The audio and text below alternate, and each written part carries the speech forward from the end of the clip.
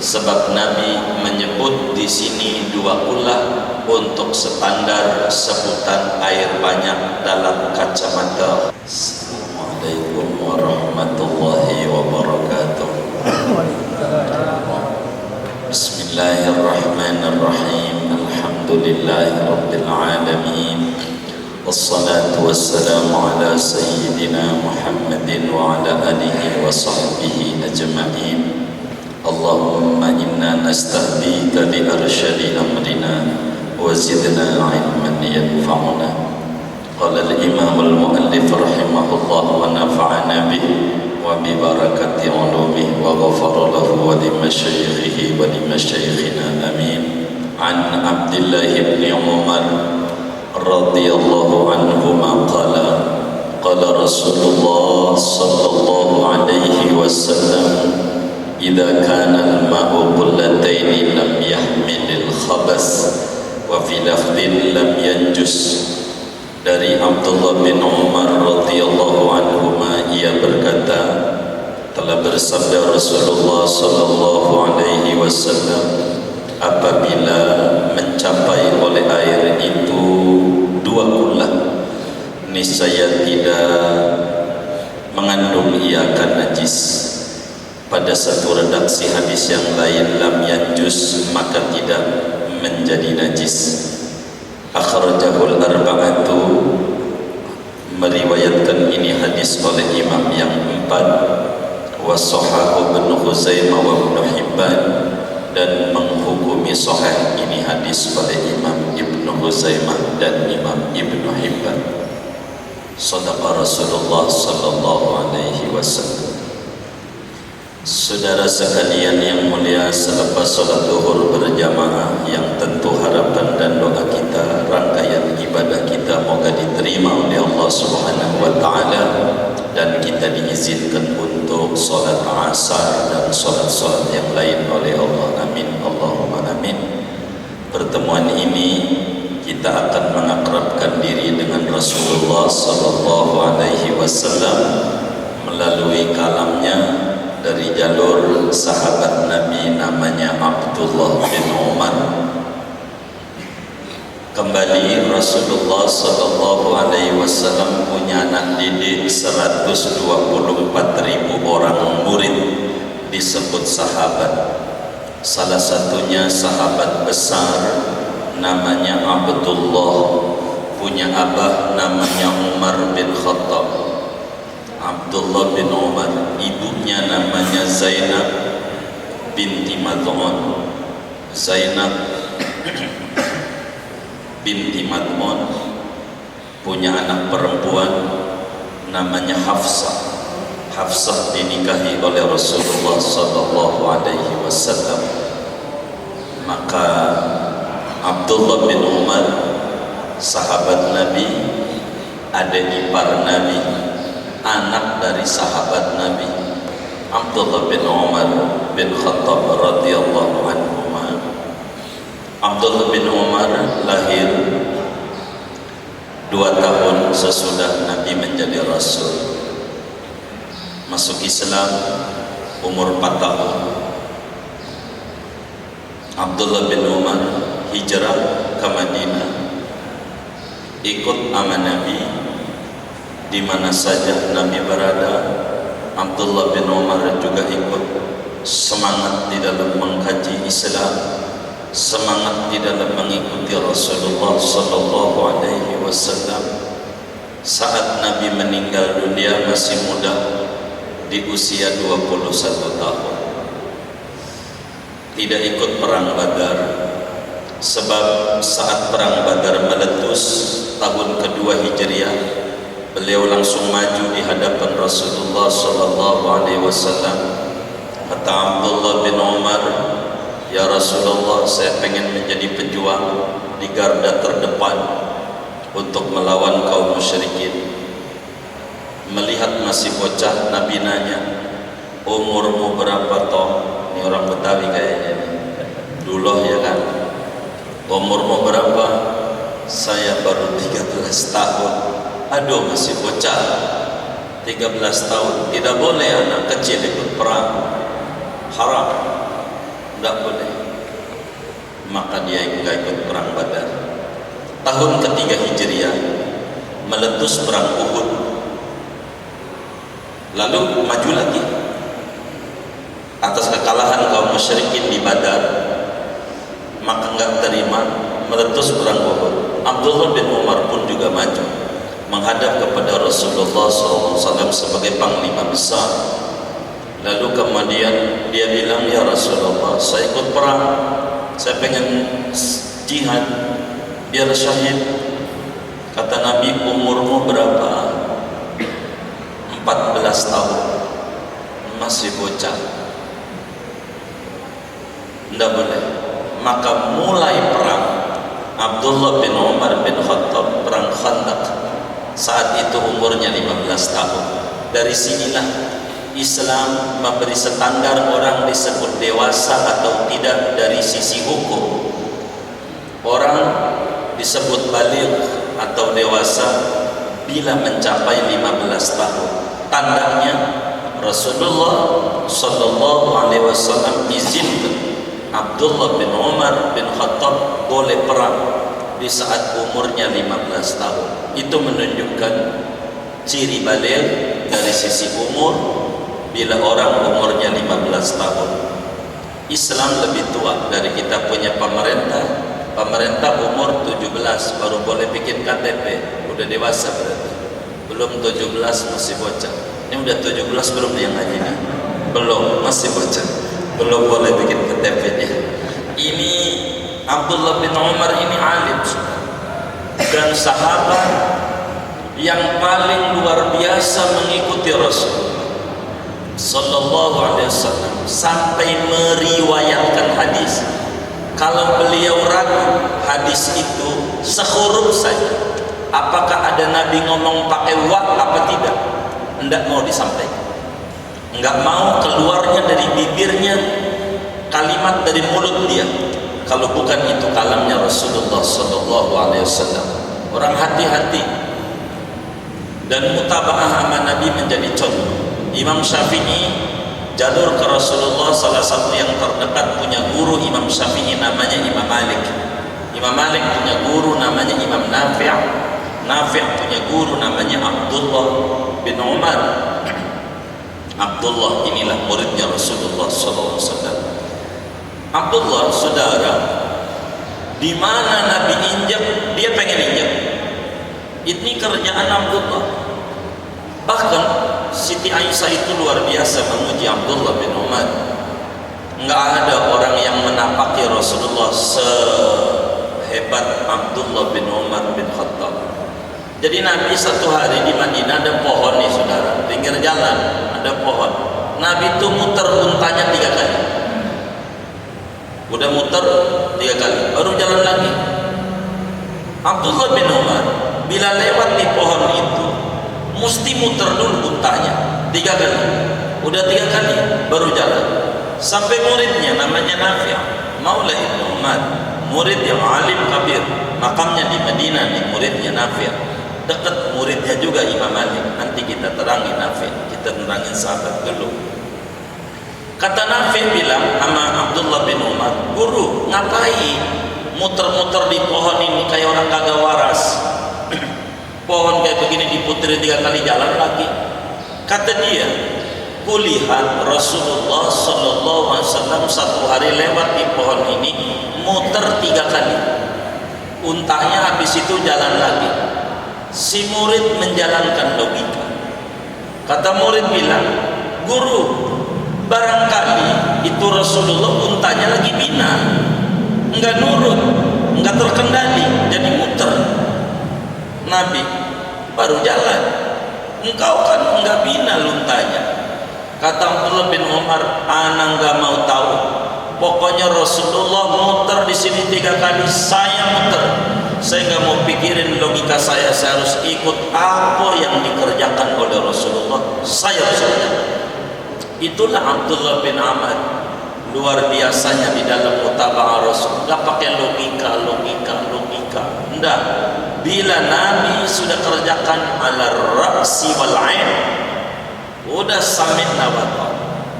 Sampai Dan ini termasuk kami pelan-pelan mengikuti beliau dalam mencium Hajar Aswad di Mekah. Muridnya Nafi' bilang begini, guru, itu Hajar Aswad padat kayak begitu, cium Hajar Aswad enggak? Abdullah bin Umar bilang, ra'aitu Rasulullah sallallahu alaihi wasallam yuqabbilu. Kulihat Rasulullah cium Hajar Aswad. Padat guru. Jawab lagi, kulihat Rasulullah cium Hajar Aswad. Penuh guru. Kulihat Rasulullah cium Hajar Aswad. Beliau tidak mau mikirin padat atau tidak, ikut Nabi. Bila ini mantap dalam hati, jalan bakal dikasih oleh Allah. Bila belum terjun aja di tempat tawaf penuh kayak begitu, nggak bakalan cium Hajar Aswad selama dia di Mekah. Beneran. Karena kemantapan iman ngikut Nabi inilah yang Al-Quran bilang, qul in kuntum tuhibbunallaha fattabi'uni. Anda ikut aku. Apanya? Apanya saja. Makannya, minumnya, motong kukunya. Makanya Abdullah bin Umar kayak begini. Dulu riwayat ba'diyah Jumat, saudara, ada 3 riwayat. Ada 6 rakaat Rasulullah ngerjain, 4 rakaat sampai 2 rakaat. Abdullah bin Umar kerjakan 3-tiganya. Imam Ghazali tulis di dalam Bidayatul Hidayah. Ketika Abdullah bin Umar terakhir ba'diyah Jumat 2, ditanya kenapa 2? Kau lihat Rasulullah pada akhirnya 2, kau kerjakan 2. Ikut Nabi aja saya. Abdullah bin Umar termasuk minal muksirin, hadisnya banyak saudara, 2630 hadis di luar kepala, disampaikan kepada umat, tersebar dalam berbagai kitab hadis, Sahih Bukhari, Muslim, Abu Dawud, Tirmidzi, Nasa'i, Ibnu Majah, Muwatta, Sahih Ibnu Hibban, Sahih Ibnu Huzaimah, Mu'jam Tabarani, Musnad Ahmad bin Hanbal, dan masih banyak. 2630 hadis di luar kepala. Ini sahabat ibadahnya subhanallah. Bagaimana beliau dengan murid-muridnya? Satu hari di tengah-tengah kebun ada anak muda, dibilang yang akhirnya jadi muridnya, anak muda, sapimu, kambingmu kau potong aja tuh. Aduh, saya karyawan Tuhan. Karyawan. Bilang aja sama bos, dimakan serigala. Kan paham bos juga kalau dimakan serigala. Aina Allah. Ada Allah. Ada Allah. Bos nggak lihat, Allah lihat. Begitu. Akhirnya dibeli itu, menjadi budaknya. Namanya Nafi'. Menjadi budak daripada Sayyidina Abdullah dan dimerdekakan menjadi ulama besar dari kalangan tabi'in. Wafat di Mekah, tapi kuburannya sampai detik ini mondar-mandir ke Mekah, kami belum tahu persisnya di mana. Bukan di Makkah masalah. Saya mencari makamnya karena Syekh Nawawi Al-Bantani selalu kalau ngarang kitab di makam sahabat besar ini. Dan siapa yang bertabaruk dengan Abdullah bin Umar mesti alim kabir, saudara. Saya masih kejar sampai sekarang mencari letak percis makamnya, karena bukan di Makkah. Makamnya Abdullah bin Umar bin Khattab, alim. Namun saudara sekalian, sekelumit inilah saya mengungkap tentang sahabat. Sebab kalau enggak nanti ngaji Abdullah bin Umar doang, enggak ngaji hadis hari ini. Tapi bidzikri sholihin tanzilur rahmah, dan menyebut orang soleh, apalagi pangkatnya sahabat, rahmat Allah turun. Moga kita menjadi orang mulia juga dengan menyebut sekelumit manaqib Abdullah bin Umar bin Khattab. Saudara sekalian, hadis dari 2630 hadis, kata beliau, qala Rasulullah sallallahu alaihi wasallam, idza balaghal ma'u qullataini lam yahmil khabasan. Dalam riwayat Abu Dawud, idza balaghal ma'u Hadis ini saudara diriwayatkan oleh Imam Abu Dawud di dalam Sunan, Imam Tirmidzi di dalam Sunannya, Ibnu Majah di dalam Sunan Ibnu Majah, Nasai di dalam Sunan Nasai, Ibnu Khuzaimah di dalam Sahih Ibnu Khuzaimah, dan beliau menyatakan hadis ini sahih. Juga gurunya Ibnu Hibban menyatakan hadis ini juga hadis yang sahih. Ibnu Mandah di dalam kitabnya juga menyatakan hadis ini sahih. Imam At-Tahawi di dalam Syarah Ma'anil Athar menyatakan ini hadis juga sahih. Imam Syafi'i meriwayatkan hadis ini di dalam musnadnya. Imam Daraqutni meriwayatkan hadis ini di dalam Sunan Ad-Daraqutni. Imam Ahmad meriwayatkan hadis ini di dalam Musnad Ahmad bin Hanbalnya. Singkatnya, banyak ahlul hadis meriwayatkan hadis ini, dan banyak pula yang menyatakan hadis ini sahih. Apa kata Habibuna Muhammad sallallahu alaihi wasallam? Idza kana al-ma'u qullataini lam yahmil khabasan. Bila mana air itu mencapai 2 kullah, maka air tak berpengaruh dengan adanya najis pada air tersebut. Sebelumnya saudara, ini adalah jawaban daripada Nabi besar Muhammad sallallahu alaihi wasallam. Beliau ditanya oleh sahabatnya tentang air yang ada di padang Sahara Madinah yang sering diminumin oleh binatang buas. Air itu bagaimana? Boleh enggak buat wudu? Boleh enggak buat mandi? Boleh enggak buat nyuci najis?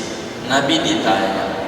Lalu Nabi menjawab, idza kana al-ma'u qullataini lam yahmil khabasan. Bila mana air itu mencapai 2 kullah, maka air itu tidak mengapa dengan adanya najis, yang penting tidak berubah saudara. Berapa 2 kullah? Jadi hadis ini memberikan standar kepada kita. Air itu ada 2 dalam kacamata agama. Ada air banyak, ada air sedikit. Air disebut banyak bila mencapai 2 kullah.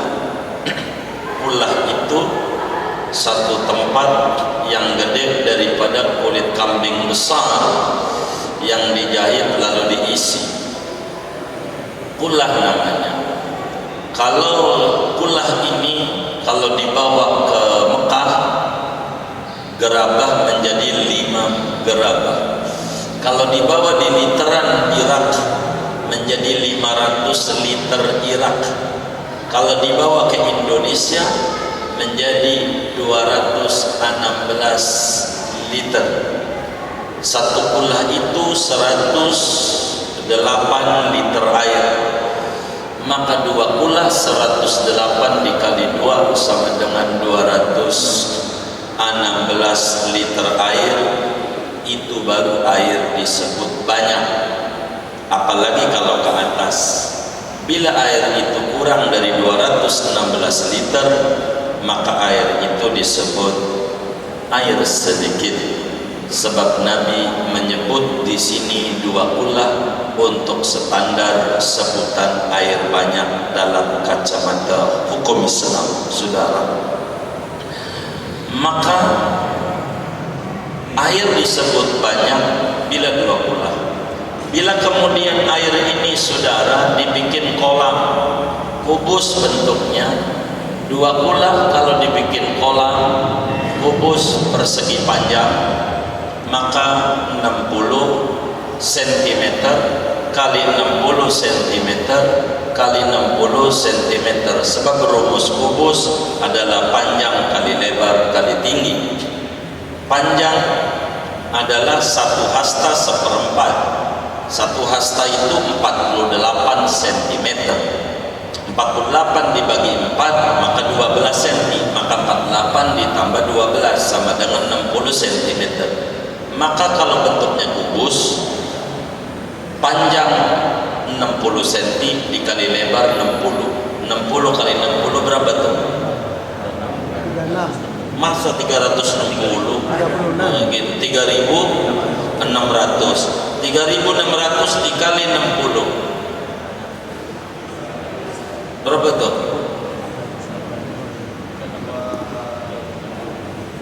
Berapa itu? Kan ada pulpennya itu. Itu ada handphone biar ada ganjaran. Yang benar ngitungnya 216.000.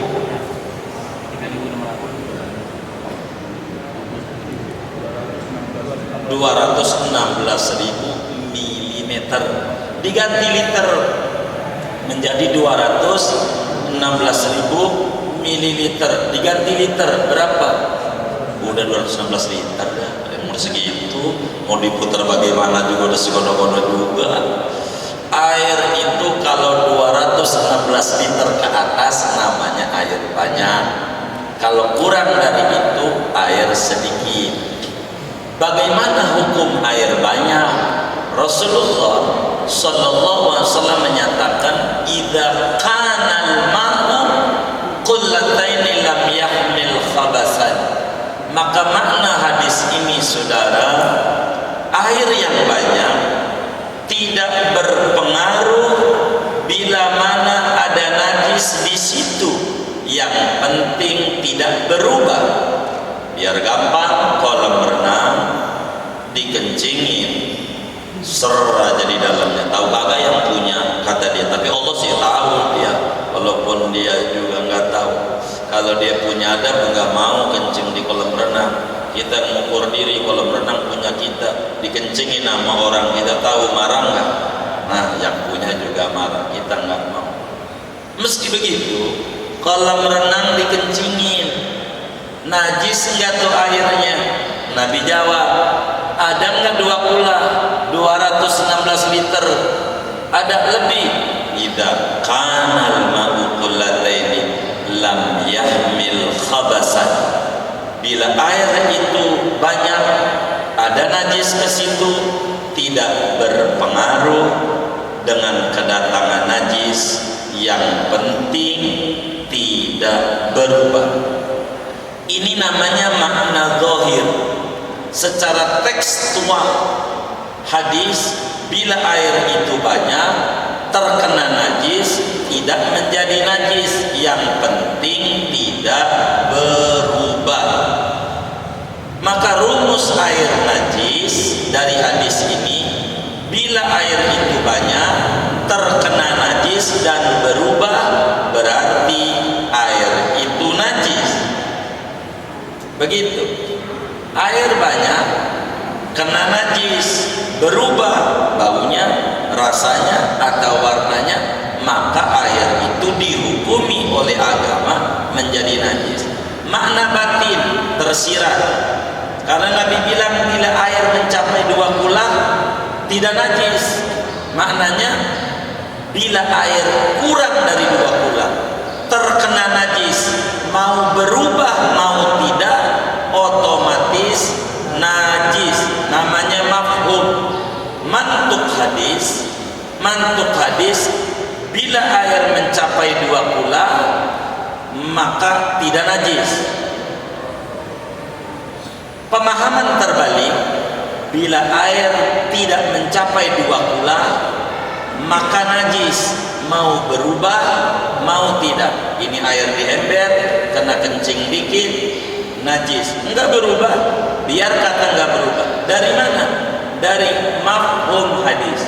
Sebab kalamnya Rasulullah sekali ngomong memiliki makna yang banyak. Inilah namanya disebut jawami'ul kalim, simpulan-simpulan kata. Karena Rasulullah tuh kalau ngomong singkat, tapi maksudnya luas. Enggak kayak kita orang ceramah 2 jam, pulang ditanya tuh bininya, "Bang, tadi ceramah apa?" "Aduh, lu kagak datang." "Rugi lo, rugi." "Ngapa?" "Lucu banget." 2 jam cuma dapat lucu doang. Kalau Nabi ngomong dikit, maknanya banyak. Itu Nabi hebatnya. Maka Nabi sampaikan dalam hadis yang sahih, utitu jawami'al kalim. Aku diberikan kemampuan oleh Allah ngomong sedikit tapi luas maknanya. Itu Nabi. Begitu, sedikit luas. Begitu, sedikit luas. Itu kayak ini Nabi.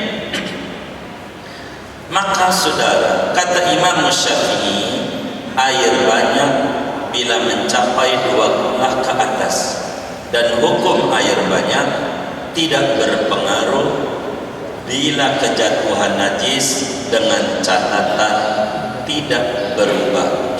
Yang kedua, makna tersirat hadis ini, apabila air itu kurang dari 2 kula, maka air itu otomatis menjadi najis bila kedatangan najis. Rumus najis itu bukan kedatangan najis, kata Nabi, tapi berubah atau tidak. Bila air itu banyak dan berubah, najis.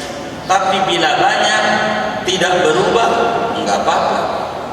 Kita suka menyebut kemarin namanya air kali Jabotabek, jalma kebo tai bebek. Orang di situ mandi, kebo juga ada, bebek juga ada, dipakai aja. Jadi enggak apa-apa, sebab Nabi jamin bila air 2 kula ke atas, yakni air banyak, ada najis, tidak berpengaruh menjadi najis adanya.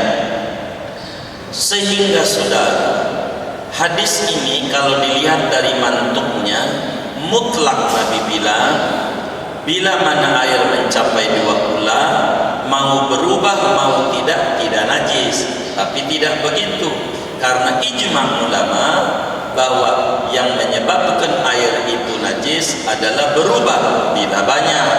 Sehingga mutlaknya hadis ini akan ditaksis dengan ijma' ulama, bahwa ulama ijma' bila air itu berubah maka air itu menjadi najis. Singkatnya saudara, dari kalamnya Rasulullah sallallahu alaihi wasallam, air tidak menjadi najis dengan kejatuhan najis bila mana air itu mencapai 2 kula dan bila mana tidak berubah. Itu satu. Ini Nabi bilang idza kanal ma'u, bila air. Bagaimana benda cair selain air, kayak minyak sayur, minyak goreng, ada 2 kula. 2 kula 216 liter ke atas. Minyak goreng kena bangkai tikus, ada di situ. Najis enggak? Ketika Rasulullah menyatakan bila air mencapai 2 kula tidak najis, asal tidak berubah, maknanya batasi sama air. Benda cair yang lain selain air, kayak minyak sayur, biar kata 2 kula 216 liter ke atas, bila kejatuhan najis dengan sendirinya jadi najis. Sebab selain air, orang sudah menjadi adat untuk menjaganya. Kalau air agak kesulitan untuk jaga-jagain air, begitu. Sehingga agama begitu memiliki kemurahan sebagai rahmatan lil alamin berbicara tentang air.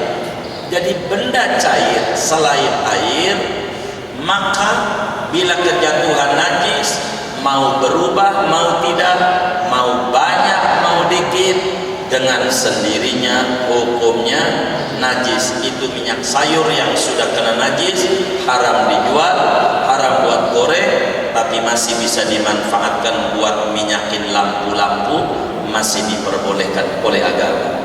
Bagaimana selain benda cair, selain air, benda padat kena najis?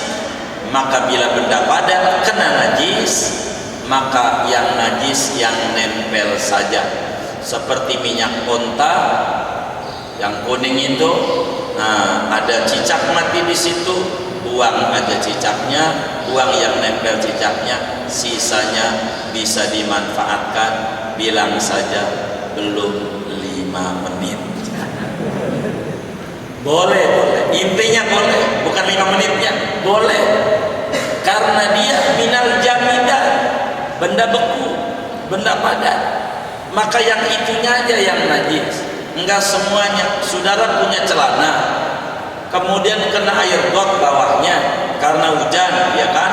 Maka yang perlu dicuci enggak sampai atas-atas, itunya aja.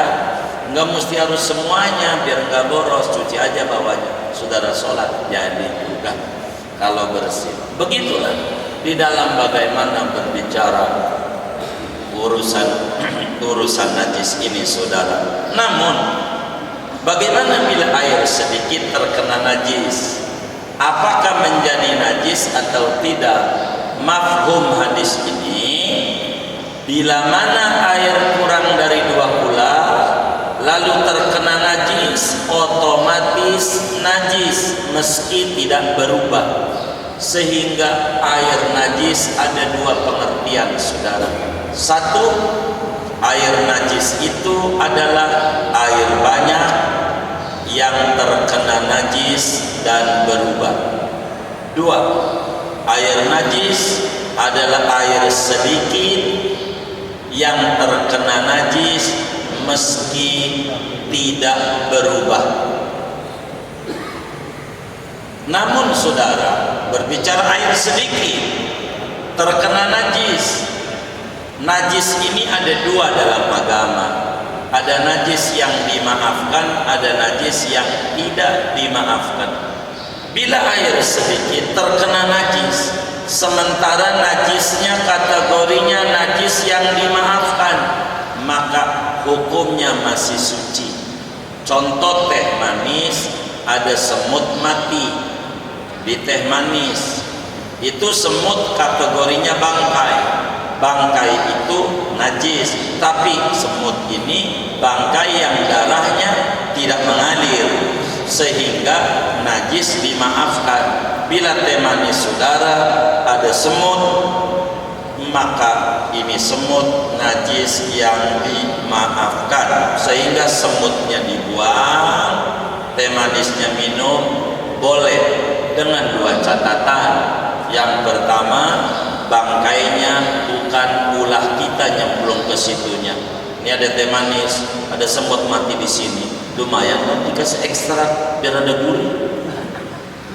Ini mau najis karena ulah kita. Kedua, bila enggak berubah, bila kemudian teh manisnya tinggal 1/4, semutnya 3/4, ini tidak suci, najis. Dari mana? Rasulullah SAW dalam hadis yang sahih riwayat Imam Bukhari pada hadis yang lain, karena hadis enggak boleh kita ngaji one day one hadis, enggak boleh gitu, karena hadis harus disimpulin seluruhnya, nanti bakal keliru kita one day one hadis, bertabrakan, dikata Nabi kontradiktif, padahal kitanya salah nyimpulin. Karena enggak boleh sepotong-sepotong, kalau dalam Islam akan jadi rusak kalau sepotong-sepotong. Kata Nabi, idza waqa'a fi ina'i ahadikum, idza waqa'atid dubab fi ina'i ahadikum falyaghmis. Bila ada lalat jatuh di teh manis Anda, mendemin aja. Udah dimendemin, wal yatrahu, buang. Sebab fa inna fi ikhda janahaihi da wa fil ukhra syifa.